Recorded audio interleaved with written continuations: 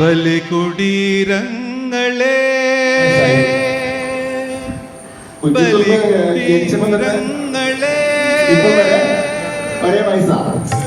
അല്ലേ ഞാനേ കുഞ്ചിക്കുറുപ്പ് എഴുതുന്നറിയാമോ?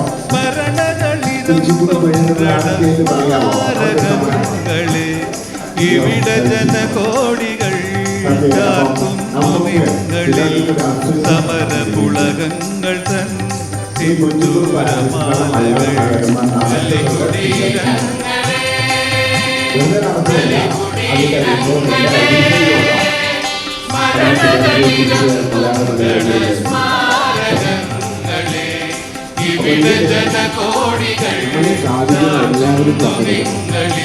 അടുത്ത ആഴ്ച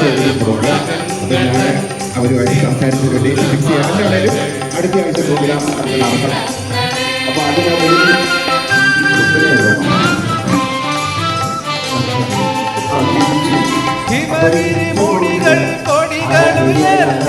കടലുകൾ പടഹമുയർത്തി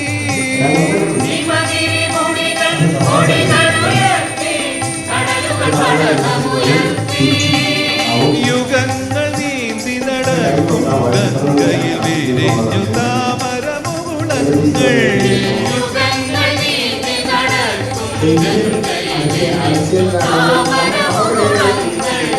ഭൂപടൊരിഞ്ഞ നിവർന്നു ജീവിതങ്ങൾ തുടരൂരിയറിഞ്ഞു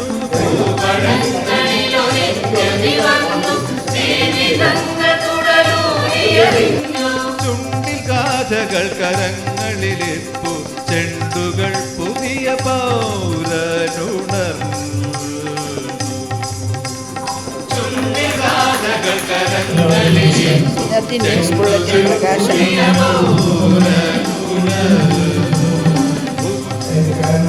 ഭൂപടങ്ങളിൽ നിവർന്നു ജീവിതങ്ങൾ തുടരൂരി അറിഞ്ഞു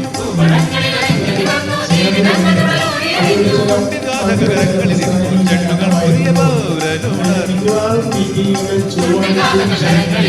ചെണ്ടുകൾ പുതിയ പൗരനുണർന്നു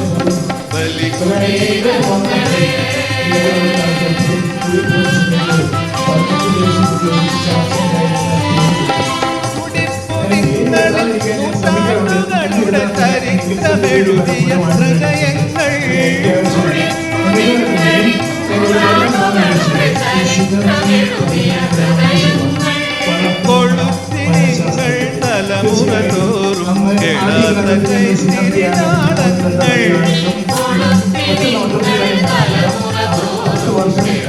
കൈത്തിരിനാളങ്ങൾ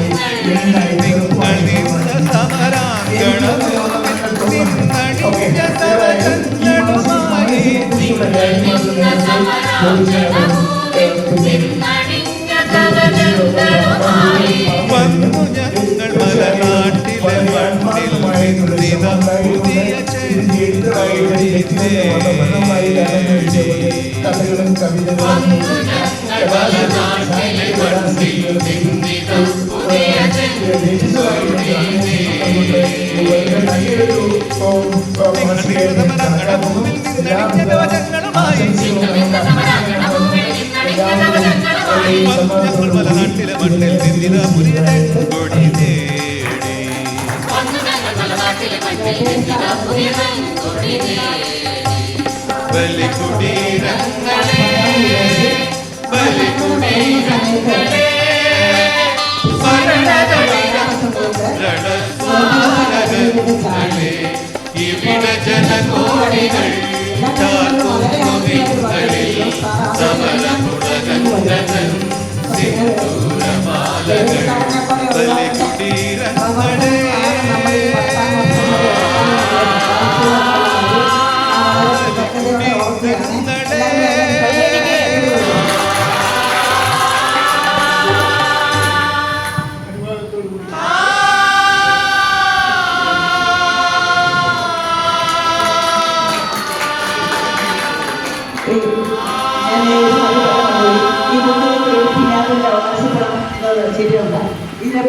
സംഭവത്തെ പറ്റി ഇങ്ങോട്ട് പറയാൻ. ഹായ് ഫ്രണ്ട്സ്, നമ്മുടെ ന്യൂസ് ലെറ്ററിന്റെ PDF യൂട്യൂബ് നമ്മുടെ ഒഫീഷ്യൽ ഗ്രൂപ്പിൽ PCA ഗ്രൂപ്പിൽ വന്നിട്ടുണ്ട് കേട്ടോ. ഇപ്രാവശ്യം ഇറങ്ങിയ ന്യൂസ് ലെറ്ററിന്റെ PDF. ഇപ്പോൾ ഇവിടെ സാറ് പറഞ്ഞ ഉടൻ തന്നെ നമ്മുടെ ഡൽഹി അവരുമായിട്ട് ബന്ധപ്പെട്ടു. അതിന്റെ ഡിജിറ്റൽ ഫോം നമ്മുടെ എല്ലാവരുടെയും നമ്മുടെ TCIയിലും ഒഫീഷ്യൽ ഡിപ്പാർട്ട്മെന്റിലുള്ള ഇന്ത്യയിൽ യൂട്യൂബിലേക്കും അപ്ലോഡ് ചെയ്യും. Thank you.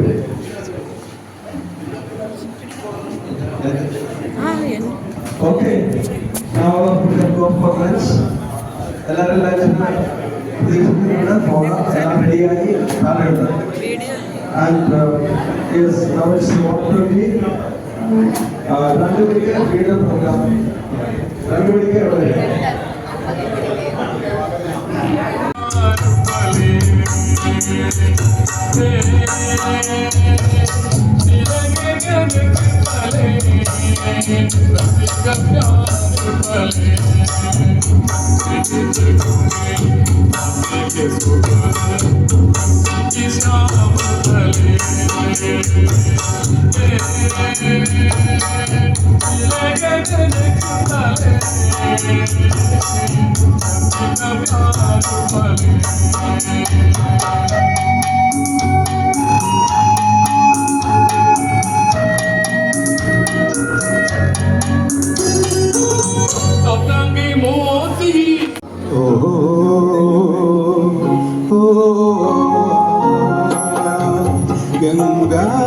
ഗംഗായമുനാ സംഗമ സമതല ഭൂമി സ്വർഗീയ സുന്ദര ഭൂമി സ്വതന്ത്ര ഭാരത ഭൂമി ഗംഗായമുനാ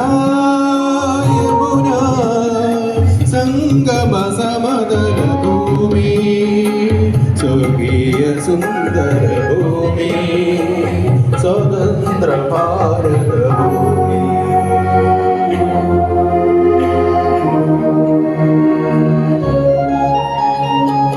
കന്യാകുമാരി തിരമാലകളിൽ തൃക്കാൽ കഴുകും ഭൂമി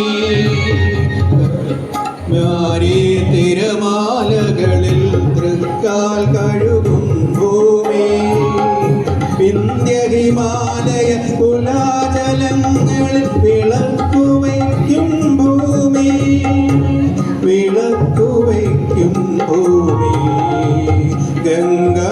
ഗംഗായമുനാ സംഗമ സമതല ഭൂമി സ്വർഗീയ സുന്ദര ഭൂമി സ്വതന്ത്ര ഭാരത ഭൂമി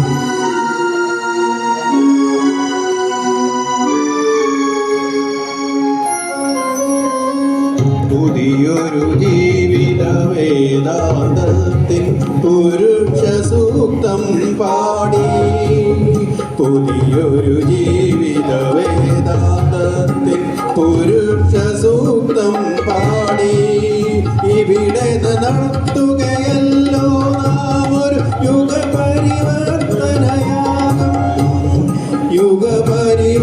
യുഗപരിവർത്തനയാകം ഗംഗായമുനാ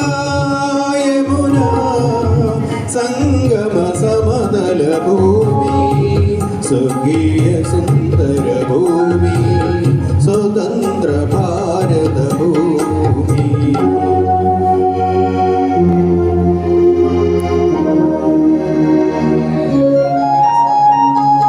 യാഗശാല തകർക്കാനെത്തും സായുധ പാണികളെ ഈ യാഗശാല തകർക്കാനെത്തും സായുധ പാണികളെ കയ്യിലുയർത്തിയ ഗാന്ധീവവുമായി വരുന്നു ഭാരത പൗരൻ വരുന്നു ഭാരത പൗരൻ ഗംഗായമുനാ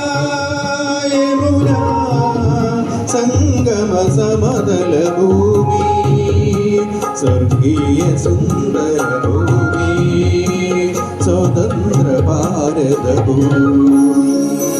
താങ്ക് യു.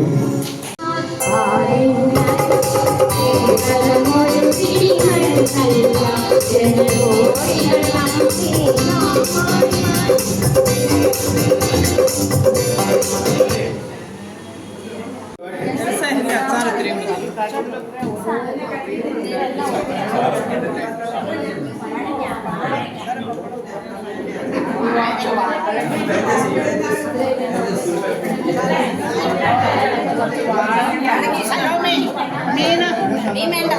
നിങ്ങൾ ഏത് LLG ആണ്? ഏത് LLG?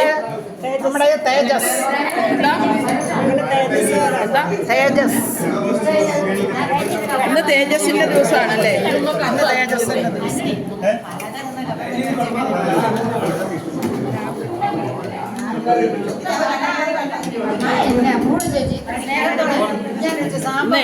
ഇത് ഏത് LLGയുടെ?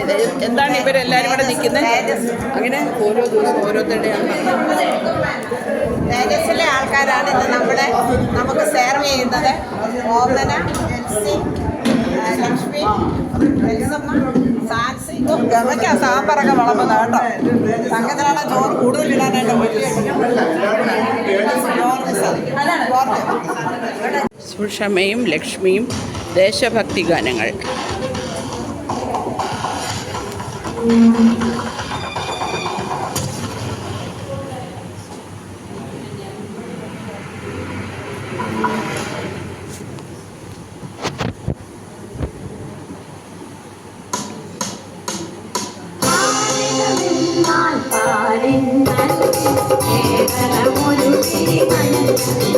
ജനകോടികൾ നമ്മെ നാമായി മാറ്റിയ ജന്മഗ്രഹമല്ലോ ഭാരതമെന്നാൽ പാടിനാലൊരു പിടി മണ്ണല്ല. ജനകോടികൾ നമ്മെ നാമായി മാറ്റിയ ജന്മഗ്രഹമല്ലോ ഭാരതമെന്നാൽ പാടിനാലൊരു പിടി മണ്ണല്ല.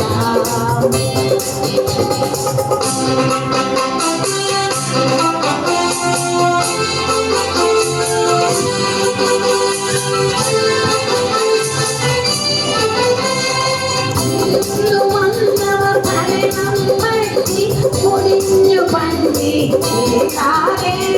വീട് പുതുക്കി പണിയും മറയും വിശ്രമമില്ലി. വീട് പുതുക്കി പണിയും മറയും വിശ്രമമില്ലി.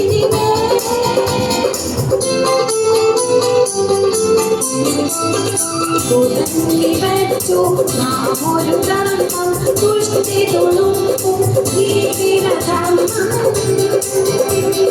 സ്വതന്ത്രഭാരത വിശാലഗമ്യ സുന്ദരമായും നവധർമ്മം. സ്വതന്ത്രഭാരത വിശാലഗമ്യ സുന്ദരമായും നവധർമ്മം.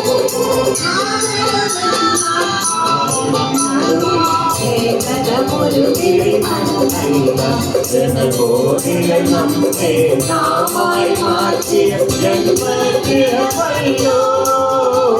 ഇങ്ങനെ ട്രെയിനിങ് എടുക്കാൻ ഒരു അവസരം തന്നാൽ നിങ്ങൾക്ക് നന്ദി പറയുന്നു. അതുപോലെ തന്നെ ഈ ഭക്ഷണം നയിക്കാൻ അവസരം തന്നതിന് നന്ദി പറയുന്നു. തീർച്ചയായിട്ടും ഇതിന് റിസൾട്ട് ഉണ്ടാവട്ടെ. നല്ല ശില്പങ്ങള് നല്ല ഭംഗിയിൽ ഉണ്ടാവട്ടെ. സാറിന്റെ സെഷൻ എല്ലാവരും എൻജോയ് ചെയ്തു എന്ന് കരുതുന്നു. രണ്ടുപേരുടെ അവസരം ഈ ശില്പശാലയെ കുറിച്ച് നിങ്ങളെ അഭിപ്രായങ്ങൾ പറയാനായിട്ട് ഒരു മിനിറ്റ് പറഞ്ഞാൽ മതി. രണ്ടുപേർക്ക് അവസരമുണ്ട് കൂട്ടുകാരാൻ. ആർക്ക് വരാം? ഹലോ, കേൾക്കല്ലേ? എല്ലാവർക്കും നമസ്കാരം. ഞാനിവിടെ ഇങ്ങനെ നിൽക്കാനുണ്ടായ ഒരു സാഹചര്യം എന്ന് പറയുന്നത് കഴിഞ്ഞ ഞങ്ങളുടെ LLGയിലെ ഒരു സംഭവം ഉണ്ടായി. അടുത്ത LLG സ്റ്റേജസ് ആണല്ലോ നടന്നിട്ടത്. അപ്പോൾ എന്തെല്ലാം പ്രോഗ്രാം ചെയ്യണമെന്ന് പറയുമ്പോഴത്തേക്കും ചില അഭിപ്രായം വന്നു. എല്ലാ പ്രാവശ്യം പാട്ടും ഡാൻസും കവിതയൊന്നും അല്ല, ഇപ്രാവശ്യം പുതിയ എന്തെങ്കിലും പ്രോഗ്രാം വേണമെന്ന്. അപ്പം ഞാൻ എൻ്റെ കഷ്ടകാലത്തിന് പറഞ്ഞു നമുക്ക് സ്റ്റാൻഡപ്പ് കോമഡി ആയിരുന്നു. അങ്ങനെ എൻ്റെ തലയിൽ ഇത് വന്നു. കാരണം അങ്ങനെയാണല്ലോ ഒരു അഭിപ്രായം പറഞ്ഞാൽ എല്ലാ സംബന്ധിച്ചാൽ വരും. അപ്പം ഞാനിത് ശരിക്കും പറഞ്ഞാൽ ഏറ്റെടുത്തതെന്ന് വെച്ചാൽ എൻ്റെ ഭാര്യ ഈ കോമഡിയുടെ കാര്യത്തിൽ ഈ കൽപ്പനയുടെ ഒരു അനിയതിയായിട്ട്. അപ്പൊ ഞാൻ എന്തെങ്കിലുമൊക്കെ അവിടെ നിന്ന് കിട്ടും എന്നുള്ളൊരു പ്രതീക്ഷയിലാണ് ഞാനിത് കേട്ടത്. പക്ഷെ ഇന്നലെ വരെ ഇന്ന് ഞാൻ രാവിലെ എഴുന്നേറ്റ് ചോദിച്ചു പുള്ളിക്കാരൻ പറയുകയാണെങ്കിൽ അത് നിങ്ങൾക്ക് വല്ല പാട്ട് പഠിപ്പിക്കുകയോ പ്രസംഗമോ ഒക്കെ ആയിട്ടിരുന്നാൽ പോലെ നിങ്ങൾ ഈ ആവശ്യമില്ലാതെ ഈ വേലിയ സാധനം എടുത്ത് തോളാൻ വെക്കുന്നുണ്ട്. ഏതൊക്കെയാലും എനിക്കിപ്പോൾ അതൊരു ചലഞ്ചായിട്ട് ഞാൻ എടുത്തു. അപ്പൊ എന്ന് പറയുന്നതാണ് ഈ ഒരു തഗ് ഡയലോഗ്സ് ആയിട്ട്. ഈ തഗ് ഡയലോഗ് ഉണ്ട്. തഗ് എന്താ ഇപ്പൊ പിള്ളേരെ പറയാം തഗ് ആണ് തഗ് ഡയലോഗ് അല്ലേ, തഗ് അടിക്കുന്നവർ. ഇങ്ങനെ നമുക്ക് 2-3 തഗ് ചേട്ടന്മാർ. അപ്പൊ അത് നല്ല അടിപൊളിയായിട്ട് അവർ പറയും. നമ്മൾ നമ്മൾ അത്ഭുതപ്പെട്ടു പോയി. ഈ ചേട്ടന്മാർ വലിയ വിദ്യാഭ്യാസമൊന്നും ഇല്ലാത്ത ആൾക്കാർ, പക്ഷെ അവരുടെ ഡയലോഗ്. ഞങ്ങളുടെ ഇടവകയില് ഈ ഒരു പരിപാടിയാണ് അറിയോ, വിവാഹത്തിന്റെ ഗോൾഡൻ ജൂബിലി ആഘോഷിക്കുന്ന ദമ്പതികളെ, യുവമിത്രങ്ങൾ എന്ന് പറയുന്നത് പ്രായമായ യുവമിത്രങ്ങൾ വേണേൽ പറയാം അല്ലേ, അവരെ ആദരിക്കുന്ന ഒരു ചടങ്ങാണ്. അപ്പൊ എല്ലാവരും വന്നു, അച്ഛന്മാര്, കന്യാസ്ത്രീമാര്, പിന്നെ ഇണവാഹങ്ങള് എല്ലാവരും വന്ന് ഇങ്ങനെ സ്റ്റേജിലെ 10-15 കപ്പിൾസ് ഇങ്ങനെ ഇരിക്കുകയാണ്. അപ്പൊ അവിടെ ചാനലുകാർ വന്നു, പത്രക്കാർ വന്നു. അപ്പൊ ആ ചാനലുകാർ ഒരു പുള്ളി ഒരു മൈക്കുമായിട്ട് ഒരു ചേട്ടനെ എടുത്ത് പോയിട്ട് ചോദിച്ചു, ചേട്ടാ ഈ ഗോൾഡൻ ജൂബിലി ആഘോഷിക്കുന്ന ഈ അവസരത്തിൽ ചേട്ടൻ എന്തെങ്കിലും ഓർമ്മ പുതുക്കാനുണ്ടോ? എന്നാ ചോദിച്ചത്? അല്ല, എന്തെങ്കിലും ഒരു ഓർമ്മ ഈ ഇതുമായിട്ട് ബന്ധപ്പെട്ട്. പഴയ പോലെ ഒന്നും ഓർമ്മയില്ല കുഞ്ഞെ. പിന്നെ ഓർമ്മയൊന്നും പ്രത്യേകിച്ച് പുതുക്കാനില്ല. പിന്നെ പുതുക്കാനുള്ള എന്താന്ന് വെച്ചാൽ ഞാൻ കല്യാണം കഴിഞ്ഞ് പിറ്റേ ദിവസം തന്നെ എവിടെ കുറെ സ്വർണം മേടിച്ച് പണയം വെച്ചായിരുന്നു. അത് എല്ലാ വർഷവും ഇങ്ങനെ പുതുക്കിക്കൊണ്ടിരിക്കുക. അപ്പൊ അതിനല്ലേ ഈ ഗോൾഡൻ ജൂബിലി, ഗോൾഡ് പുതുക്കുന്ന ഗോൾഡൻ, അതിനാണോ ഈ പറയുന്നത് ചോദിച്ചു. അപ്പോഴത്തേക്ക് വളരെ പെട്ടെന്ന് വികാരിച്ചു വന്നു.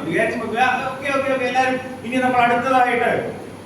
അപ്പൊ ഞാൻ ഇതെല്ലാം ഓർമ്മ ഞങ്ങളുടെ 32ാം ഗോൾഡൻ ജൂബിലി. കാരണം ഞാനൊരു ആഴ്ചയുടെ പ്രധാനം മേടിച്ച് പിറ്റേ ആഴ്ച പണയം വെച്ചായിരുന്നു. 32ാമത്തെ പുതുക്കൽ ഈ കഴിഞ്ഞ 2 ആഴ്ച മുമ്പാണ്. അപ്പൊ ഞങ്ങളുടെ 32ാമത് ഗോൾഡൻ ജൂബിലി അങ്ങനെ വെച്ച് നോക്കുന്നു. അപ്പൊ ഇത് ഈ സമയത്ത് അച്ഛൻ വന്നു. ഇനി നമ്മൾ അടുത്തതായിട്ട് ഇവിടെ ഇരിക്കുന്ന 2 ഈ ദമ്പതികളിലെ ഒരു മാതൃകാ ദമ്പതികളെ നമ്മൾ ആദരിക്കാൻ പോയി. അപ്പൊ അങ്ങനെ അച്ഛൻ അനൗൺസ് ചെയ്തു. നമ്മുടെ മാതൃകാ ദമ്പതികളായിട്ടുള്ള ഒന്ന് നമുക്ക് നമ്മുടെ ഔതക്കുട്ടിച്ചേട്ടൻ 75 വയസ്സ്, ശിവശാമ ചേട്ടത്തി 70 വയസ്സ്. അപ്പൊ ഔതക്കുട്ടിച്ചേട്ടൻ ശിവശാമ ചേട്ടത്തി ഇങ്ങനെ എഴുന്നേറ്റ് വന്നു. അപ്പൊ അച്ഛൻ ഇവരെ നമ്മുടെ ഒരു മെമന്റോ ഫലകം അല്ലെ, ഫലകം ഇങ്ങനെ എടുത്ത് ഔതക്കുട്ടിച്ചേട്ടന് കൊടുത്തു. അപ്പൊ ചേട്ടൻ ഇതിങ്ങനെ ആദ്യം കാണുക ഈ സാധനം. അപ്പൊ പുള്ളി ഇത് തിരിച്ചു മറിച്ചു കൊടുത്തിട്ട് പുള്ളി പറയും, ഈ ശിവശാമേ നീ ഇത് വെച്ചോ, നമുക്ക് ഇതിന്റെ സൈഡില് ഒരു ചെറിയ പീസ് പിടിപ്പിച്ചാൽ കൊരണ്ടിയായിട്ട് ഉപയോഗിക്കാം. നീ ഇരിക്കണ്ട, നീ ഇരുന്ന് കഴിഞ്ഞാൽ പിന്നെ അടിച്ചു വെക്കാനും വെള്ളം പുള്ളിക്കാരത്തി ഇച്ചിരി വീട്ടിലുള്ള ആളാണ്. എന്തുപോലെ സിനർജി ഇങ്ങനെ പറയുകയാണ് ഇച്ചിരി മുഴുത്തത് തന്നെ. നമുക്ക് കൊരണ്ടിയായിട്ട് പ്രായമൊക്കെ ആയി വരുമില്ല, ഉപയോഗിക്കാതെ എന്നും കൂടെ ഞാൻ പറയുക. അപ്പൊ അച്ഛൻ പറഞ്ഞു ശരി, ഓക്കെ. ഇനി നമ്മൾ അടുത്തതായിട്ട് ഈ ദമ്പതികൾ ഇപ്പൊ ഇവര് ഇത്രയും വർഷം ആയിട്ട് ഇവർ 50 വർഷമായിട്ട് ഇങ്ങനെ വളരെ സ്വച്ഛന്തമായിട്ട് ഇങ്ങനെ ജീവിക്കുകയാണ്. അപ്പൊ ഇവരുടെ നമുക്ക് ചോദിക്കാം, ഔതക്കുട്ടിച്ചേട്ടൻ എങ്ങനെയാണ് ഈ 50 വർഷക്കാലം ഇത്ര സുന്ദരമായിട്ട് മനോഹരമായിട്ട് വഴക്കും പ്രശ്നങ്ങളൊന്നും ഇല്ലാതെ ഒരു മാതൃകാ ദാമ്പത്യം നയിച്ചത്? അതിന്റെ രഹസ്യം ഒന്ന് പറയാവുന്നു. അപ്പൊ ഔതക്കുട്ടിച്ചേട്ടൻ എന്റെ അച്ഛോ ഞാൻ ഞങ്ങളുടെ കല്യാണം കഴിഞ്ഞ ആദ്യത്തെ രാത്രി ഈ ഇവളോടൊരു കാര്യം പറഞ്ഞു, എടി കട്ടിലേ വരുമ്പോ എനിക്ക് നിന്നോട് പല പിണക്കവോ ദേഷ്യമോ കെറുവോ വല്ലതും ഉണ്ടായ ഞാൻ ആ ചായക്ക് പോയി കിടന്നു. എന്നിട്ട് എന്റെ കെറുവും ദേഷ്യമൊക്കെ തീരുമ്പോ ഞാനിവിടെ തിരിച്ചു വന്ന് കിടന്നോളാം. ഇനി അതല്ല, നിനക്ക് വല്ല കെറുവോ ദേഷ്യമോ കിടക്കോ എന്നോടുണ്ടെങ്കിൽ അത് നീ പറഞ്ഞാൽ മതി, അപ്പോഴും ഞാൻ ചായക്ക് പോയി കിടന്നോളാം. അച്ഛൻ എന്ന് കേട്ടിട്ട് പറയും, കേട്ടോ എന്റെ ഓർമ്മയിൽ കൊള്ളുന്നു, എന്തൊരു ദാമ്പത്യമാണ്, എത്ര മനോഹരമാണ് ഇവരുടെ ജീവിതം എന്നൊക്കെ പറഞ്ഞു. എന്നിട്ട് അവർക്ക് പിടിച്ചേട്ടാ, എന്നിട്ട് എന്റെ അച്ഛോ എന്നാ പറയാനാ, 50 രൂപ ചായക്ക് കിടന്നതിന്റെ പ്രതിഫലം അംഗീകാരം അച്ഛനിപ്പോ തന്നതെന്ന്. ഏതാ 50 രൂപ ചായക്ക് കിടന്നതിന്റെ പ്രതിഫലം പലഹാരമല്ല ഉപഹാരം അച്ഛനിപ്പോ നൽകുകയും.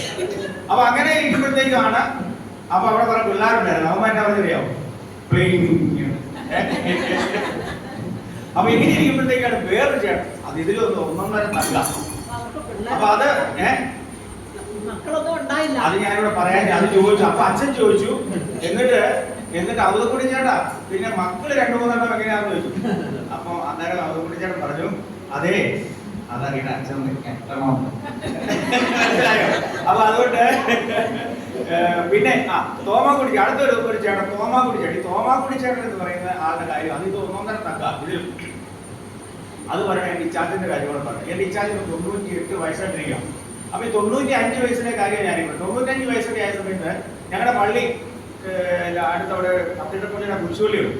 അവിടെ കൊച്ചച്ഛനെല്ലാ കത്തിടപ്പള്ളിയുടെ കൊച്ചച്ഛൻ എല്ലാ ഞായറാഴ്ചയും കുർബാനയെല്ലാം വരും. അപ്പൊ കുർബാനയെല്ലാം വന്നിട്ട് പള്ളി ഞങ്ങളുടെ വീടിന് അടുത്താണ് തറവാടിന്. അപ്പൊ അവിടെ ഇച്ചാച്ചിന്റെ അടുത്ത് കയറി കണ്ട് ഇച്ചാച്ചിനെ കണ്ട്, കാരണം മുതിർന്ന ആളാണല്ലോ അവിടുത്തെ. അപ്പൊ അച്ചാച്ചനെ കാണുമ്പോഴേ അച്ചാച്ചോ നമുക്ക് 100 അടിക്കണം കേട്ടോ, 100 വരെ പോകണം. അച്ചാച്ചന അതിനോട് ഞാൻ പ്രത്യേകം പ്രാർത്ഥിക്കണം, നമുക്ക് 100 വരെ പോകണം, 100 അടിക്കണം എന്നൊക്കെ പറയും. അപ്പൊ എല്ലാ ഞായറാഴ്ച മുതൽ അച്ഛൻ ഇങ്ങനെ പറയും. ഒരു ഞായറാഴ്ച എന്നാ സംഭവിച്ചില്ല, അച്ഛൻ വന്നിട്ട് പറഞ്ഞു, അപ്പൊ അച്ചാച്ചോ മിടുക്കനായിട്ടിരിക്കണം കേട്ടോ, മിടുക്കനായിട്ടിരിക്കണം, ഞാൻ പ്രത്യേകം പ്രാർത്ഥിക്കുന്നുണ്ട്, ഞാനത് പോവാന്ന് പറഞ്ഞു ഇറങ്ങിയപ്പോഴത്തേക്ക് എന്റെ ഏള എനിക്ക് തോന്നിച്ചില്ല, അവനാ വീട്ടിലുള്ളത്. അപ്പൊ അവൻ ചോദിച്ചു, അച്ഛോ അച്ഛന് വല്ല ദർശനവും കിട്ടിയോ? സംഭവിക്കൂ എന്നവൻ ചോദിച്ചു. അപ്പൊ അച്ഛൻ പറയാം, എന്റെ പൊന്നു ചോദിച്ചേട്ടാ ആ പറച്ചിൽ ഞാൻ നിർത്തി. 2 ആഴ്ച മുമ്പ് ഇതുപോലെ ഒരു പ്രാർത്ഥനായോധന ഞാൻ പോയി. അവിടെ ഇതുപോലെ അവിടെ ഒരു ചേട്ടനുണ്ട്, തോമാക്കുടി ചേട്ടൻ, 85 വയസ്സുള്ള തോമാക്കുടി ചേട്ടൻ. അപ്പം എല്ലാവരും വന്നപ്പോഴത്തേക്ക് ഞാനിതുപോലെ പ്രാർത്ഥനയ്ക്ക് മുമ്പ് തോമാക്കുടി ചേട്ടൻ പോയി, ചേട്ടാ നമുക്ക് 100 വരെ പോകണം കേട്ടോ, 100 അടിക്കണം, എന്നിട്ട് നമുക്ക് പഞ്ചായത്ത് പ്രസിഡന്റ്, MLA, പിതാവ് ഒക്കെ വിളിച്ച് നമുക്ക് അടിപൊളിയായിട്ട് പരിപാടി കേട്ടോ, ഞാൻ പ്രത്യേകം പ്രാർത്ഥിക്കുന്നുണ്ട്, നമുക്ക് 100 അടിക്കണം എന്നൊക്കെ പറഞ്ഞു. എന്നിട്ട് അച്ഛൻ പറയുകയാണ്, എല്ലാവരും പോയി പ്രാർത്ഥനയോ എല്ലാവരും പോയി. അച്ഛൻ ബൈക്ക് സ്റ്റാർട്ട് ചെയ്യുമ്പോഴത്തേക്ക് തോമാക്കുടി ചേട്ടൻ അച്ഛനെടുത്ത് തോന്നുന്നു, അച്ഛോ അങ്ങോട്ടും ഇങ്ങോട്ടും നോക്കി, അച്ഛോ അതൊന്നും പറയൂ, അച്ഛൻ ഇവന്മാരൊന്നും അറിയാതെ ഞാൻ 100 അടിക്കുന്നുണ്ട്, അച്ഛനൊരു 50 വേണം. അപ്പൊ അച്ഛൻ പറയാം, എന്റെ ടോപ്പി ചേട്ടാ ഞാൻ 100 കിട്ടുന്നുണ്ട് ബൈക്കിൽ കൊണ്ട് കേട്ടോ. അപ്പൊ അതുകൊണ്ട് ഞാൻ ഈ സമയത്ത് ഈ 98 വയസ്സായപ്പോഴത്തേക്ക് ഇച്ചാച്ചൻ ഞങ്ങൾ ഈ എന്റെ മകള് ജർമ്മനിയിലും മകൻ UK-യിലും ഞങ്ങൾ എല്ലാ ആഴ്ചയിലും ഇങ്ങനെ ഇത് വിളിക്കുന്ന വീഡിയോ കോൾ വിളിക്കുമ്പോഴത്തേക്കും ഞാൻ ഫാൻസി മക്കൾ രണ്ടുപേരും ഇവിടെ ഹസ്ബൻഡ് എല്ലാം ഉണ്ട്. എങ്ങനെയൊക്കെ പറയും, ഞാൻ പറഞ്ഞു കഴിഞ്ഞ് ഇച്ചാച്ചന് മാർച്ച് 98 വയസ്സായി. അപ്പൊ ഞാൻ പറഞ്ഞു, ഈ ചാച്ചന് പറഞ്ഞു 98 വയസ്സ്, എനിക്കൊരു 100 വയസ്സ് വരെ ജീവിക്കണമെന്ന് എന്റെ ആഗ്രഹം. അപ്പൊ അവള് ചോദിക്കുക എന്നാത്തിനാണ് മകളെ, എന്നാത്തിനാണ്. അപ്പൊ ഫാൻസി എവിടെയാണ് ഒരു പാട്ട് എന്നറിയാമോ?